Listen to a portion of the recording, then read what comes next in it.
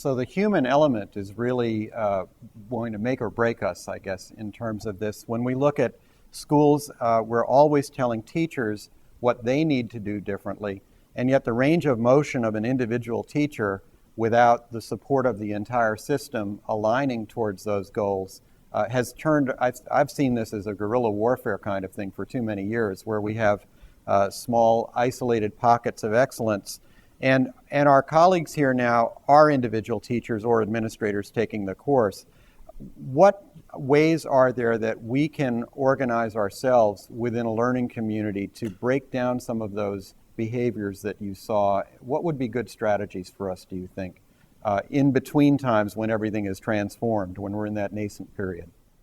Well, we're at a unique time in history because our country is facing a huge economic crisis. And when this one-time stimulus money is gone, then school districts are going to be facing a situation where there is not enough money to make the old model work. And so change will come not in response to some vision so much as out of necessity. And I think it's our challenge as members of the educational technology community to make whatever we change to not simply some kind of reactive second best version of the old model, but instead a visionary, transformative, powerful approach that uses technology to leverage doing more with less in the way that almost every other sector of society has been able to. So we're really among the last parts of society to figure out how to use technology for change. And that's not surprising because learning is a very complex human activity. But this is a turning point in history, and so individual teachers and small groups of teachers and communities of practice, both face-to-face and virtual, have an enormous chance to leverage by providing powerful new ways of doing things that the internet and the Web 2 technologies can really help us to rapidly disseminate. So I think it's a marvelous time to be involved in this field and a chance to really leave your footprints in history. And those footprints hopefully are ascending.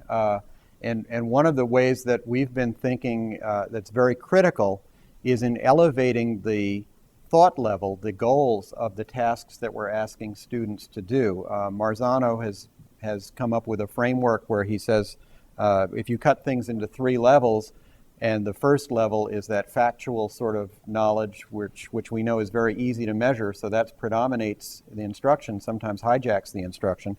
But moving to that second level where we're looking at concepts and seeing things that way, and the third level where we actually go beyond what's been explicitly taught, that's sort of the goal of what we're trying to do in many of these projects. Our projects have all come from the Partnership for 21st Century Skills. And that's new territory for many teachers. I know you've done so much work with simulation and so much work with other things. Is there anything you've seen that's helpful in getting teachers to have the confidence to engage students at these higher levels of thought that go beyond the traditional ways? Well, one thing that's been characteristic of educational technology for a long time is that when it's used well, one of the responses that everybody has, parents, school board members, teachers, professors, is we all say, wow, I didn't know kids this age could do that. And yet, in fact, every time we really empower them, kids behave well above the expectations that we have, well above what we label as proficient for their age level.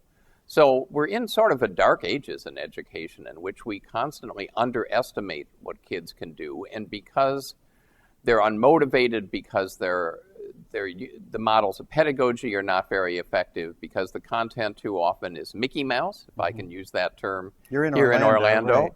Right. Then as a result, the kids rise to that low level of expectation rather than going beyond.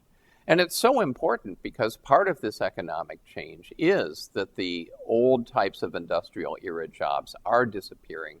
It's very important now for all students to have 21st century skills, not just as some kind of an abstract goal, but because that is the key in the 21st century to having a decent lifestyle, a reasonable job, the chance to really engage as a global citizen. And the technologies, what used to be good enough to get an A and a good job is now borderline. And we need to recognize that, and as advocates for kids, help them to achieve these new higher levels.